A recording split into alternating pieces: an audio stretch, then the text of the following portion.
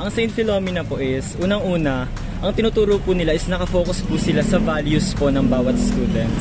And hindi lang po yun sa values, natutulungan po nila yung mga bata po na mas ma-nurture po yung mga pag-focus po, especially Christian or Catholic school po kami, so mas nakakapag-focus po kami sa religion po namin. Ayun po. Maganda po sa magturo and wala pong nambubuli. Tapos po, tututukan ka po nila pag nahihirapan ka po sa isang pinapagawa po.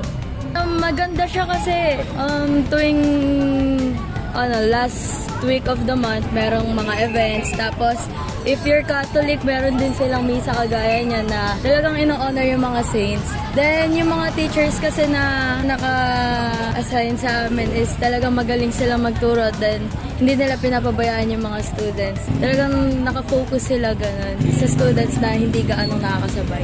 Maganda po mag-aral sa CDSP kasi especially po siguro sa teachers, they don't like give you works lang na parang ito gagawin mo tapos papabayaan ka na. Tapos they make sure na pag di ka na catch up sa topics, nagpe-pay attention po sila sa lahat po ng students equally, hindi lang sa isa or wala pong na-overlook na estudyante.